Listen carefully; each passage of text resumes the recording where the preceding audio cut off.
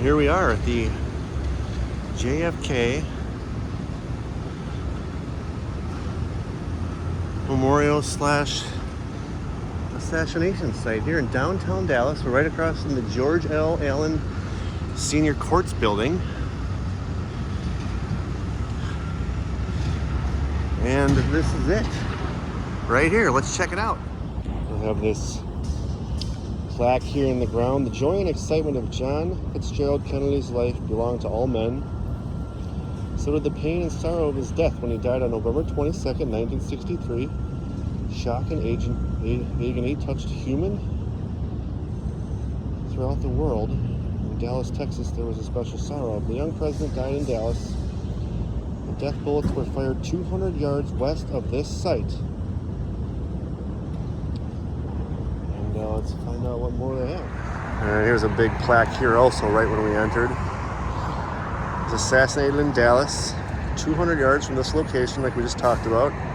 This event changed the city and the world forever. John F. Kennedy Memorial is both a tribute to the life of the president and a reflection of the deep impact that his death had on the nation and the world.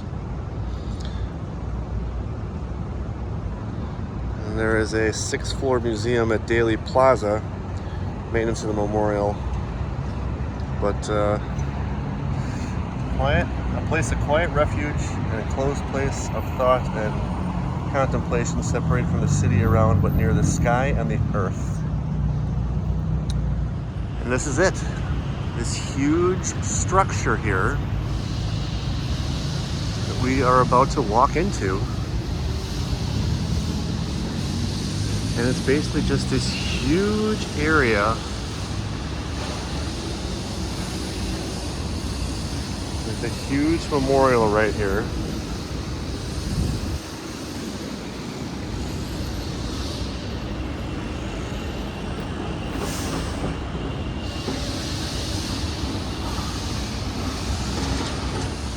And then right between the Dallas County Criminal Courts and this building here, we're gonna go check out the rest of the memorial. Half a block from where we just were.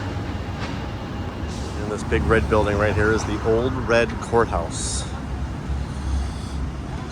And then right on the other side of it was the walls. And right over here is the site. And we have made it to Dealey Plaza, the awesome, well, the unfortunate site.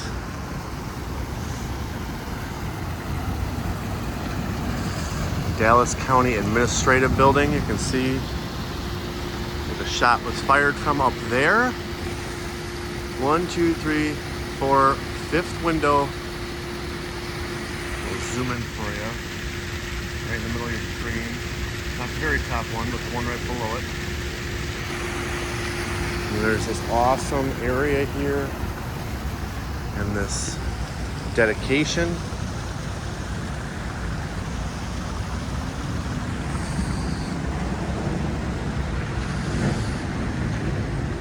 And they have this entire thing set up here.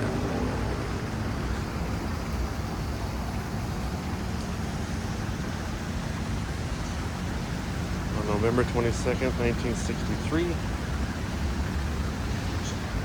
35th President of the United States visited Dallas.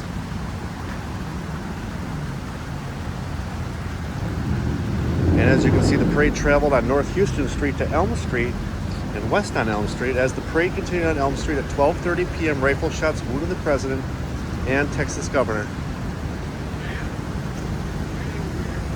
Absolutely awesome.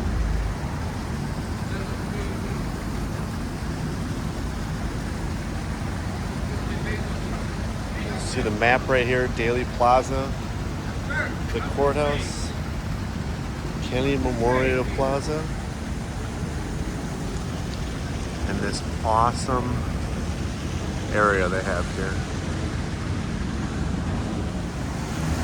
And then here's Dealey Plaza right here. The entire plaza encompasses a whole bunch of stuff, but the one we were just looking at right here is obviously the John F. Kennedy commemoration. There are some other names basic floor museums, the Kennedy Memorial, which we were checking out. That was right over here, and we walked right up here, and then we came over here to see the commemoration. Really cool. We have all this water fountain set up here. But again, right up there as we get closer, 1, 2, 3, 4, 5 windows from the top. From the bottom, right in the middle of your screen on the corner, is where the shot took place that unfortunately wounded President John F. Kennedy.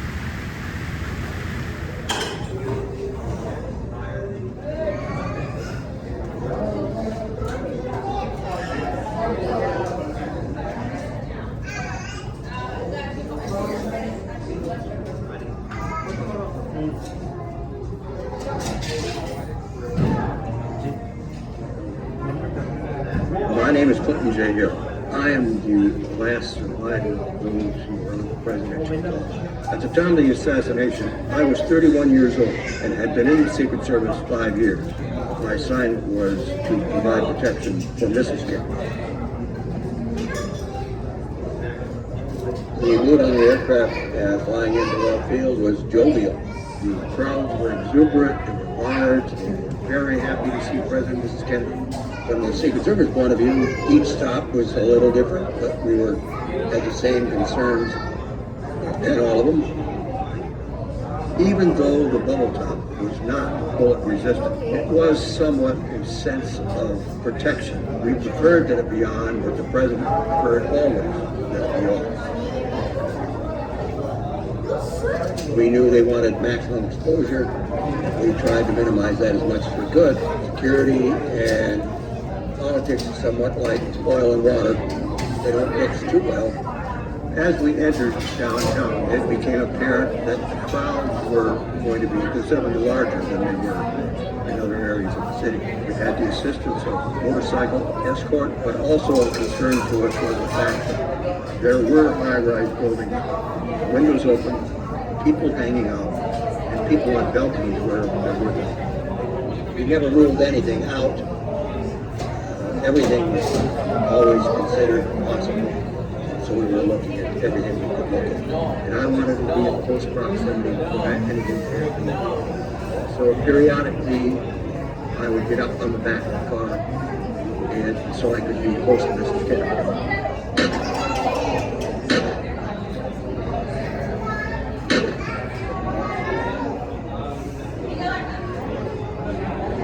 When assassination occurred, such as occurred in Dallas in 1963.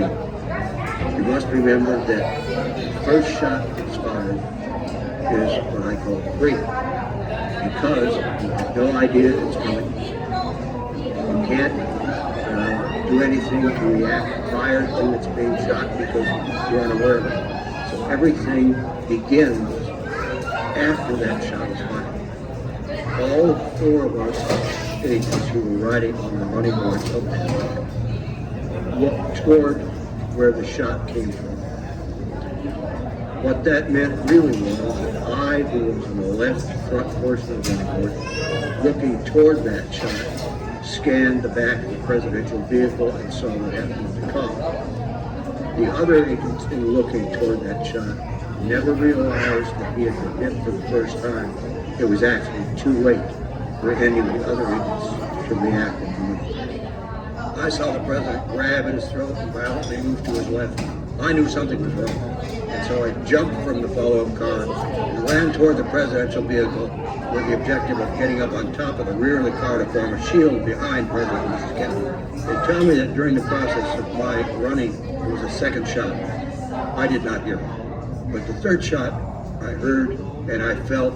I got up on the back of the car, and Mrs. Kennedy came out on the trunk. She didn't know I was there. I grabbed her, helped her to the back seat. As soon as I saw the president lying in Mrs. Kennedy's lap, his eyes fixed, I assumed the wound was fatal. I turned and gave a thumbs down to the follow-up car crew so that they would know that we were in a very serious situation. I had wedged myself into the top of the back seat of the car between the left and right sides, but I maintained my balance as best I could. It seemed like an eternity before we got there. They went as fast as they possibly could, getting us to Parkland Hospital. Mrs. Kennedy had the president lying with his head in her lap. She wouldn't let go of him. I pleaded with her to please let us help the president. And at first she didn't respond. And then I realized that the problem was she didn't want anybody to see the condition he was in. And so I took off my suit coat and I covered his head and his upper back. And when I did that, she let go.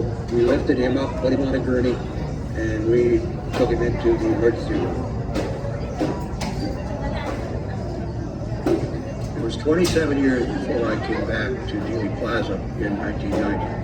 And then I went up to the 6th floor to look from the position where the shooter had been. I looked at all the angles, the weather conditions at the time, where all the cars were, and came away knowing that I had done everything I could that day. There wasn't much more I could have done. I would hope that no one blames the city of Dallas or the people of Dallas for what happened here.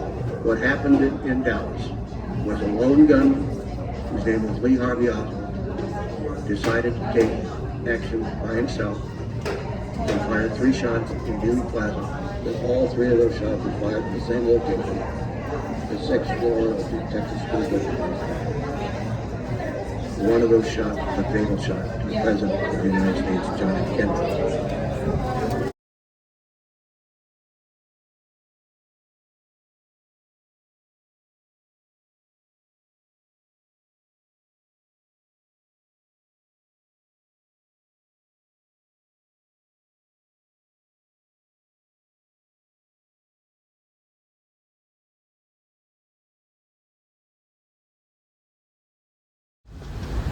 And that was our quick little tour of the John F. Kennedy site, the square, the site, and everything that goes with it. Pretty neat, pretty small, pretty tiny, but that'll do it for today.